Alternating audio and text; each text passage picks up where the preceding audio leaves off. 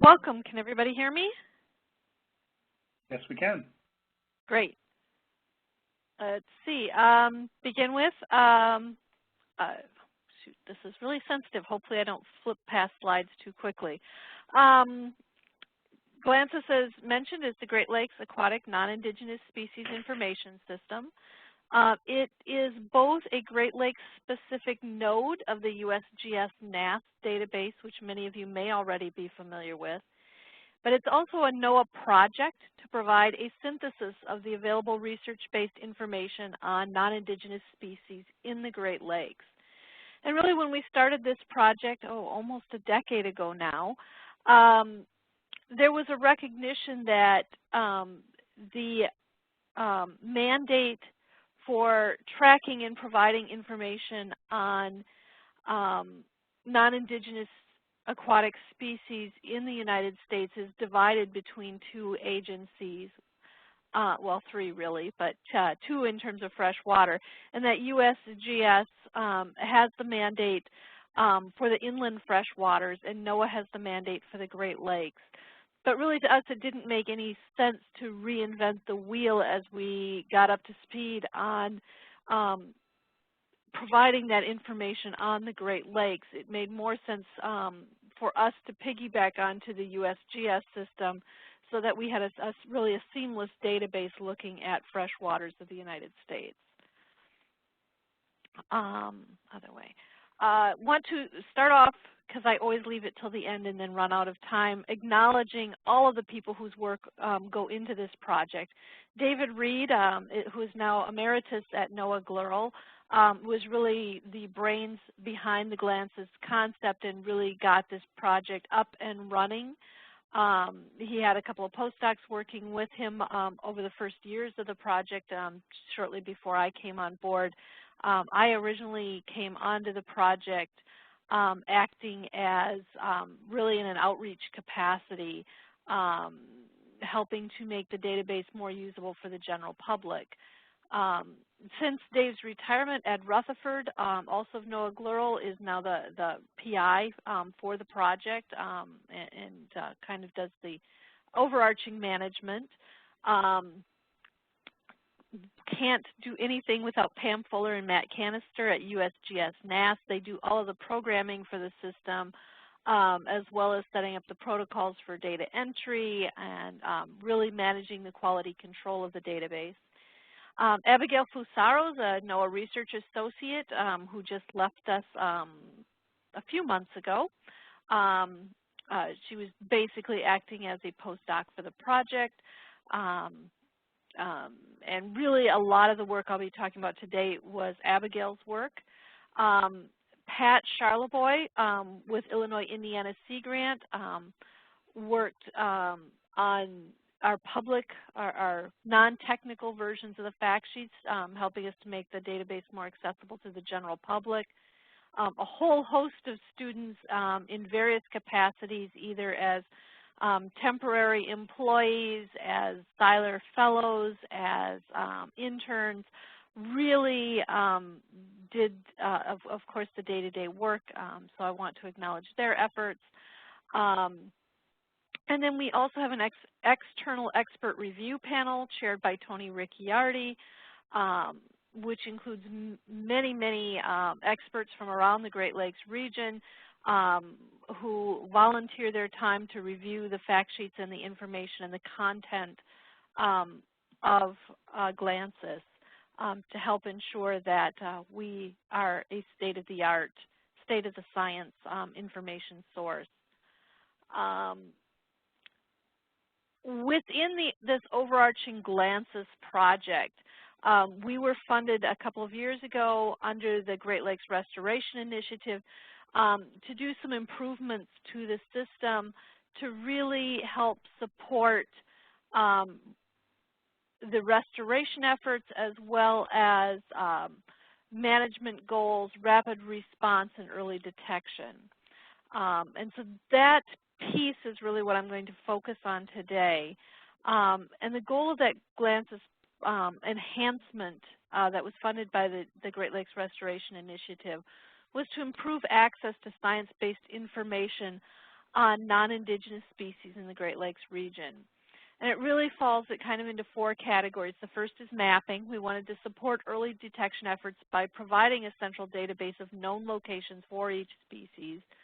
While avoiding reinventing the wheel, we didn't want to duplicate the USGS efforts, as well as to provide a central framework for reporting new occurrences, again, in conjunction with what was already being done by USGS. Identification.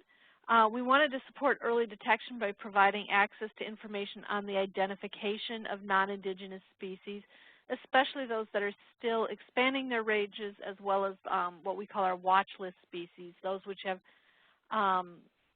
either been reported for the Great Lakes region but not yet established, and or have been identified in the peer-reviewed scientific literature as likely to invade the Great Lakes in the near future. And so we're now providing information on those species as well as the established non-indigenous species. We want to support management with these enhancements, particularly supporting rapid response by providing one-stop access to information on basic ecology and management options for species, and again, especially for those still expanding their ranges and for the watch list species. And then risk assessment has turned out to be a major component of our enhancements, and that we want to help support management decision-making by providing access to comparable information on relative risk, which is able to look across taxonomic lines. So the specific enhancements that we have been working on with the recent funding through GLRI, beginning with enhanced bibliographic information. Some of you may have been familiar with the Sea Grant Cygnus, Sea Grant Non-Indigenous Species Database, which included bibliographies and access to journal articles, including the gray literature that was not very well cataloged elsewhere. All of that information has now been ingested into the GLANSIS system, although perhaps it would be more accurate to say it's been ingested into the USGS NAS reference database. We don't yet have a separate interface for that information programmed into GLANSIS, but if you go to the USGS site and go into their reference database, all of that bibliographic information, which used to be available through Cygnus, is now available through USGS NAS. We really wanted to work on making information more available to the general public, particularly in support of early detection efforts. And to that end, Illinois-Indiana Sea Grant went through the established non-indigenous species in the system and identified 51 priority species that are expanding ranges in the Great Lakes region, and that it would be helpful if there were better information available to the general public. And then they wrote non-technical versions of the fact sheet for those 51 species. 53 high-priority watch list species have been added to the database.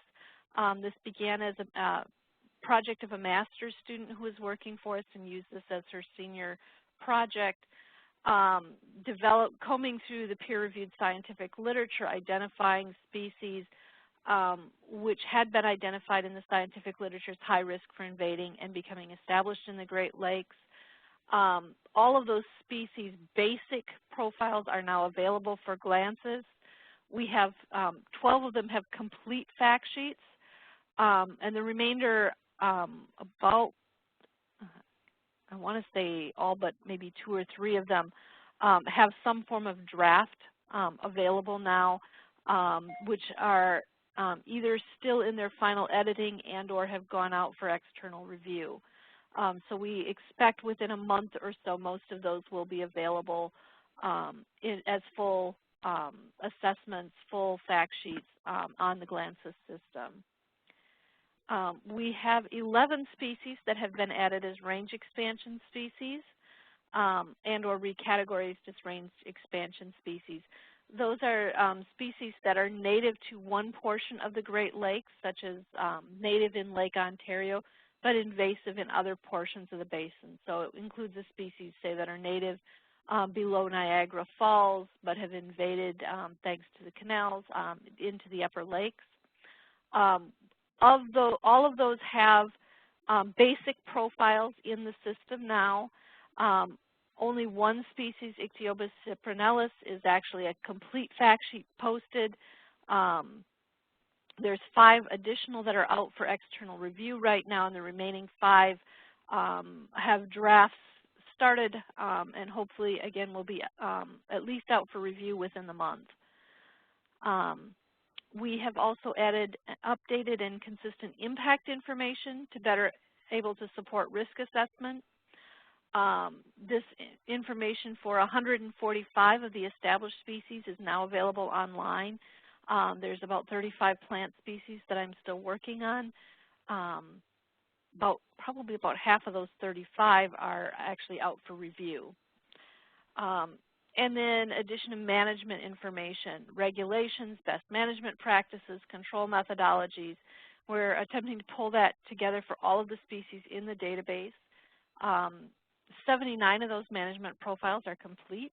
This includes all of the parasites and diseases, the remaining species. I have a student who started 2 weeks ago who is working through the rest of those species as his summer project. He's already got 6 of his set out for review, so those will be coming online fairly quickly.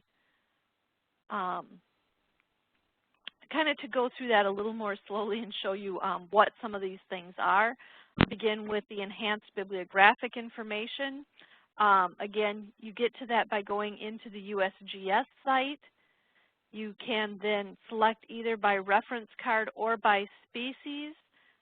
If you click the species tab, you just get a blank that you type in the species name, and it will pull all of the references for that species.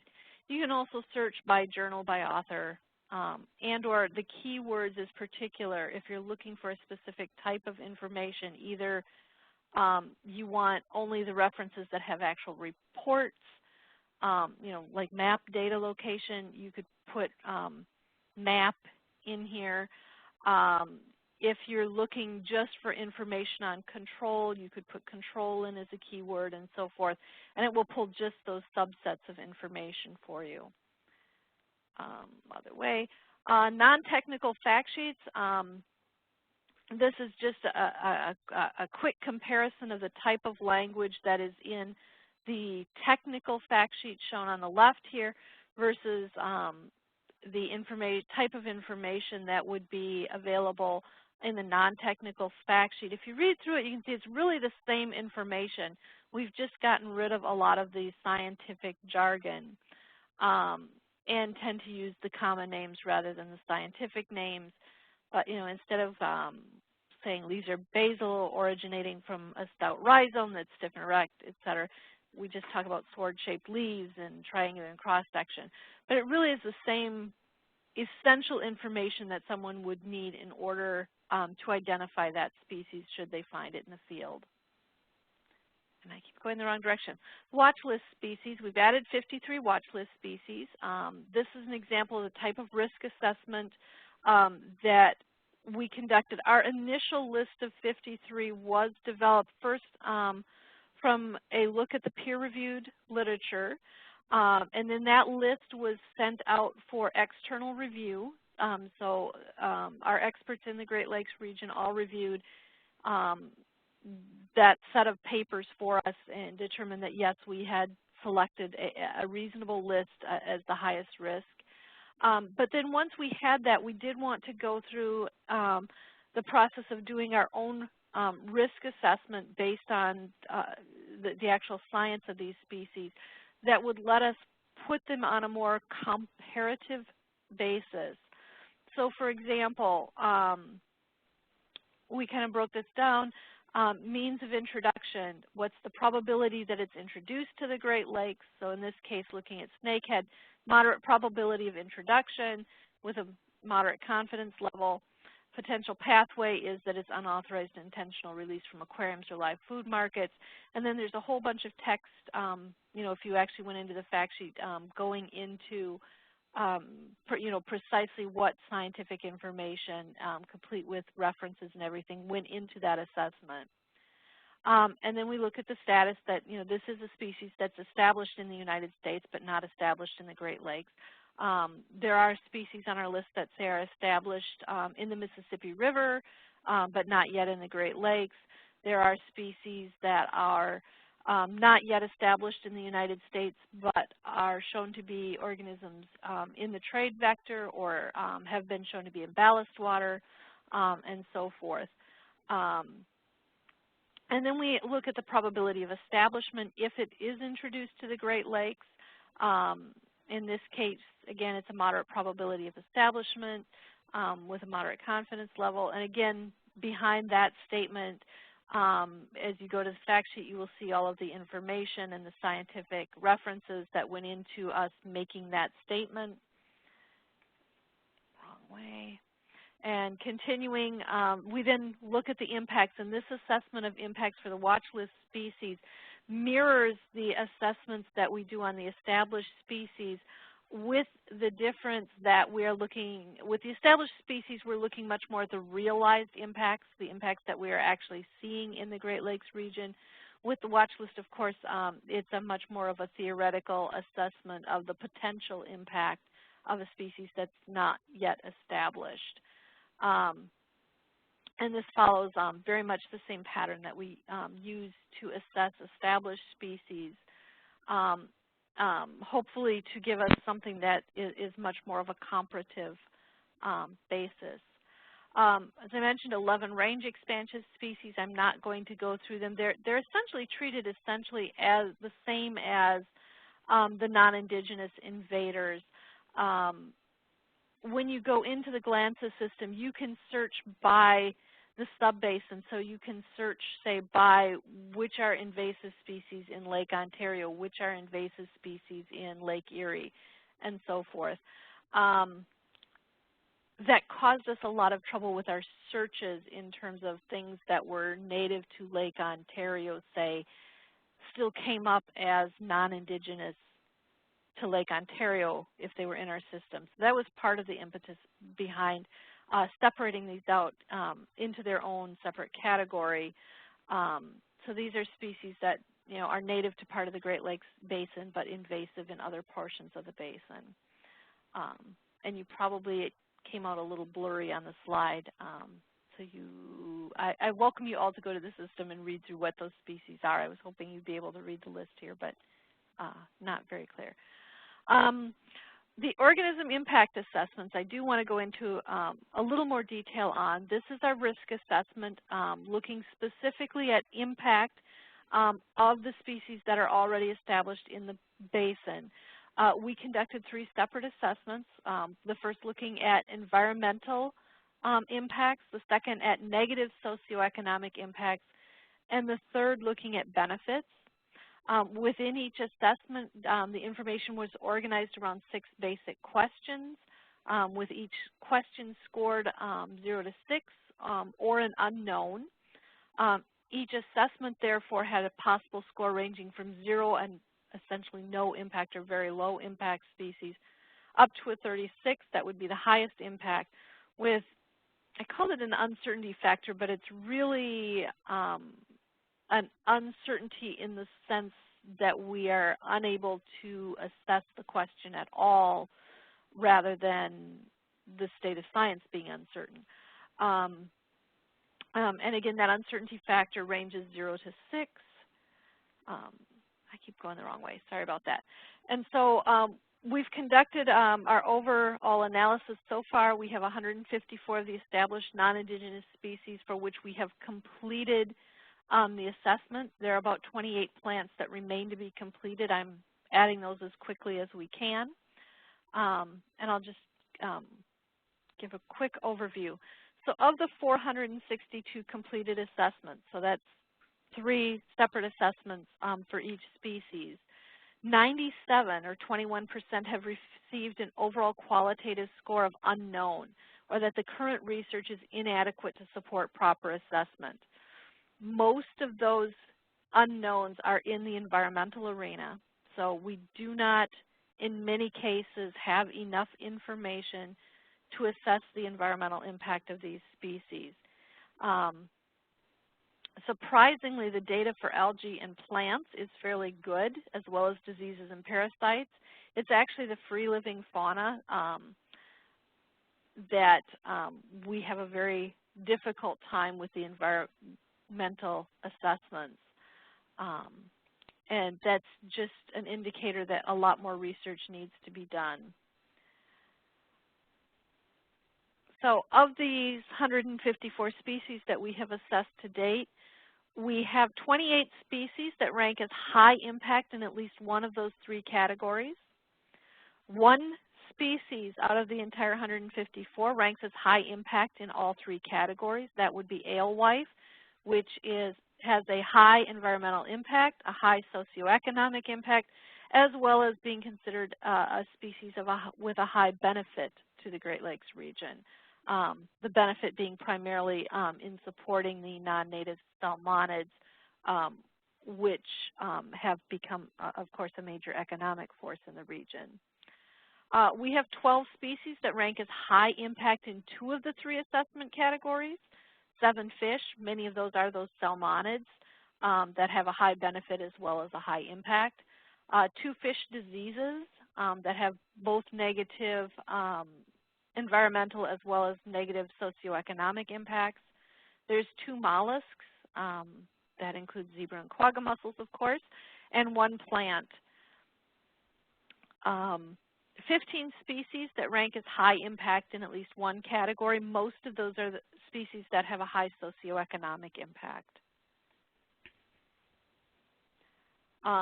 Moving on to the management section, I'm just putting VHS out here as an example. This is the type of information that you would find going into the system. We begin by looking at regulations. We have combed through federal, primarily U.S. to a lesser extent the Canadian regulations, as well as for the 8 states in the U.S. and Ontario and Quebec to a lesser extent, looking for the appearance of this species name in the literature and or the appearance of a group name that would impact what is and is not allowed.